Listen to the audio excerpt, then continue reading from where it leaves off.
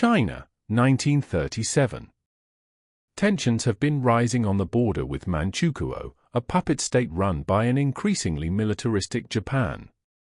So far, China's nationalist leader Chiang Kai-shek has carefully avoided a major confrontation. His strategy has been to buy time, to eliminate his internal communist enemies first. But bowing to increasing anti-Japanese sentiment across China, he has concluded a truce with the communists. On the 7th of July, at the Marco Polo Bridge outside Peking, there's an argument over a missing Japanese soldier, and shots are fired. Within days, Japanese reinforcements flood the area. But this time, China is ready to push back. In a speech made 10 days after the Marco Polo Bridge incident, Chiang Kai-shek warns of the struggle ahead. Let our people fully understand the meaning of the limit of endurance and the scale of sacrifice implied. For once that stage is reached, we can only sacrifice and fight to the bitter end. The national mood is summed up by a popular song, March of the Volunteers, Arise. Those who refuse to be slaves. With our flesh and blood, let's build our new Great Wall. The Chinese nation is at its greatest peril. Each one is forced to let out one last roar. Decades later, March of the Volunteers will become China's official national anthem. The fighting around Peking rapidly escalates into a full-scale invasion. Some historians consider this the moment World War II begins. Chiang Kai-shek's National Revolutionary Army, the NRA, is in the unusual position of receiving support from both the Soviet Union and Nazi Germany. But it's not enough to hold back the Japanese Imperial Army. With superior tactics, modern equipment and air superiority, they smash through Chinese defenses. Within 6 weeks, nearly 200,000 Japanese troops have occupied a broad swathe of northern China, including the old imperial capital Peking. But it's in Shanghai that both sides will plunge into the abyss. Shanghai is the largest city in China, and its commercial and cultural capital. The heart of the city is the international settlement, established by Western imperial powers in the 19th century, and jointly run by 14 countries including Japan. The Japanese have recently overtaken the British as the largest foreign presence in Shanghai, with 30,000 civilians, as well as 8,000 Marines and 32 naval vessels. Chiang Kai-shek sees an opportunity to divert the Japanese from their northern offensive, while also bringing the war to international attention. On the 13th of August, he orders Chinese forces to attack Japanese ships moored in Shanghai. The Japanese send reinforcements. Shanghai and the surrounding region become a major battlefront, drawing in 1 million troops. The city is devastated in fierce urban fighting, with tanks on the streets, poison gas attacks and air raids. The NRA suffer heavy losses, particularly to its elite German-trained divisions. In late October, it begins to withdraw. A single battalion is left behind to hold the Sihang warehouse in the city center. In desperate fighting, the Suicide Battalion holds out for 6 precious days, buying time for other units to escape. Their sacrifice, and the horrors of the battle, occur directly under the gaze of foreign observers, based in Shanghai's international settlement, where they are shielded from the worst of the fighting. Their images and reports quickly travel around the world, and turn Western public opinion firmly against the Japanese. But what happens next will shock the world. Japanese forces pursue the retreating NRA to the new nationalist capital, Nanjing. After a desperate 4-day battle, they enter the city on the 13th of December.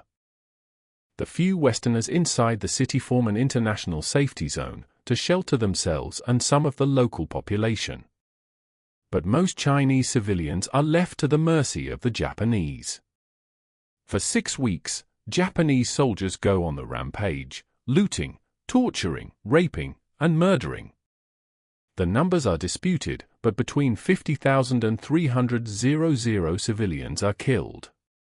Around 30,000 Chinese prisoners of war are shot in mass executions. Others are decapitated, or buried alive, or used for bayonet practice. Bodies are piled up in the streets, burned, and dumped in the Yangtze River. The international safety zone is managed by German businessman and Nazi supporter John Rabe. He is appalled by the violence and hopes Hitler will intervene to stop the Japanese. Instead, the fall of Nanjing convinces the Nazis that Japan is the stronger partner, and Germany cuts off its military support to China. The rape of Nanjing appalls the world. It is condemned by the USA and League of Nations, the international body dedicated to maintaining world peace. But their words are not backed up by action. Atrocities become a feature of the Japanese war against China, the systematic use of rape as a weapon of war, forced prostitution on a massive scale, and the use of chemical and biological weapons on civilians and prisoners of war, which killed many thousands. The Japanese army's next objective is Wuhan. There is a rare Chinese victory at the Battle of Tianzhuang, but it is not enough to halt the Japanese. Chiang Kai-shek's government makes a desperate and fateful decision. The order is given to breach dikes holding back the Yellow River at Huayuankou. The hope is that the floods will stop the Japanese army in its tracks. In early June, the floodwaters of the Yellow River surge south and east across the densely populated North China Plain. There has been no advance warning to the villages and towns in its path. The consequences are catastrophic. Farmland and entire villages are submerged. 500,000 civilians perish, 5 million become homeless. The loss of farmland will cause famine and hardship for years to come. One of the greatest man-made disasters in history, committed by the Chinese government against its own people. The floods failed to stop the Japanese, who merely bypassed the affected areas. By the time Chinese and Japanese forces clash near Wuhan, there are nearly 2 million men engaged. The battle for the city is hard-fought, with heavy losses on both sides. But once again, Japanese air power and tactics, alongside the widespread use of poison gas, prove decisive. The city falls after 4 months. The nationalist government retreats 500 miles further inland, to Chongqing, in the western province of Sichuan. The Japanese now occupy China's largest cities, and install a new, puppet government in Nanjing. But despite its victories, the Japanese army is too exhausted to land another major blow. The war enters a stalemate. Historians label this conflict the Second Sino-Japanese War. The Chinese call it the War of Resistance. But it is about to become a crucial front in a global war. By 1939, China's only major foreign backer is the Soviet Union. It provides crucial supplies, and its pilots and aircraft make up most of the nationalist air force. The Soviets are fighting their own war against Japan, a widely forgotten conflict on Russia's far eastern frontier. But that summer, with war looming in Europe, Stalin makes a truce with Japan. It is signed on the 15th of September. 2 days later, Soviet troops invade Poland, as allies of Nazi Germany. Despite losing its major foreign ally, China fights on against the Japanese occupation. Chongqing becomes a nationalist redoubt, pummeled by more than 200 Japanese air raids. While in northern China, communists carry out large-scale guerrilla attacks on the Japanese. But all cooperation between communists and nationalists has once more been broken off. The nationalists now receive foreign arms and supplies via French Indochina, today Vietnam, Cambodia, and Laos. So in 1940, Japan occupies French Indochina to cut the link. But this fresh act of Japanese imperialism alarms the Western powers, whose Southeast Asian colonies are now within range of Japanese forces. The US, Britain and the Dutch impose an oil embargo on Japan, which will cripple its economy and its war effort in China. The Western powers hope Japan will back down. But in Tokyo, the decision is taken to gamble on war. In December 1941, the Japanese launch a surprise attack on the US naval base at Pearl Harbor, in Hawaii. they simultaneously bomb US and British bases across Southeast Asia.